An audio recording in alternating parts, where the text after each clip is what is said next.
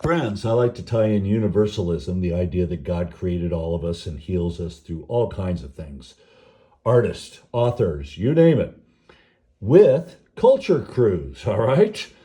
So let's go to the evidence by looking at what I consider classics, masterpieces. Well, what many consider that. All right. What horror mogul Jason Blum would do in The Purge? So let's just read some of this interview here.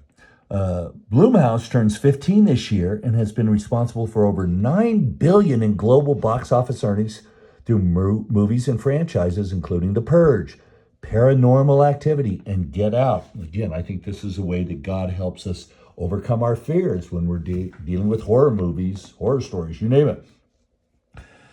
Blumhouse has been credited with reinvigorating the horror genre. In what ways does that feel true to you? He says, my stamp on horror, if anything, is bringing back the storytelling. This is how God heals us, through storytelling, going all the way back to the Old and New Testaments. If you look at our best movies, Invisible Man, Get Out, there's this really great indie drama cloaked in genre, which I'm proud of. Who's an actor you think needs to be in more horror films? ASAP, Matthew McConaughey. I agree with him on that. What scares you? Do you have any phobias? We've done a lot of true crime, but it definitely scares me. Stories about things that really happen are very scary to me and to most everyone else. What's one piece of advice you've gotten that's guided you? My dad told me that his dad told him to keep the key to the front door of your business in your own pocket. I didn't have any idea what the heck he was talking about. I was in high school. Again, humility in this interview. I like that.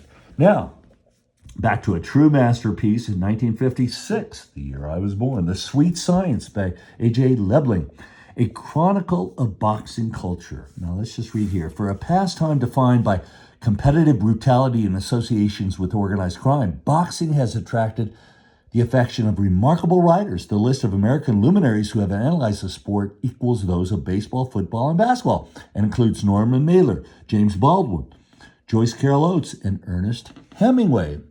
But A.J. Lebling did it best in his 1956 volume, The Sweet Science.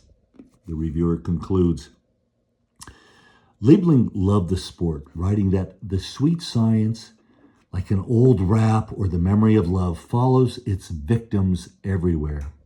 Even readers uninterested in boxing might find themselves with a similar romantic longing after reading Lebling's classic book. Again, these are words of wisdom, eternal truths that come to us through the review of masterpieces.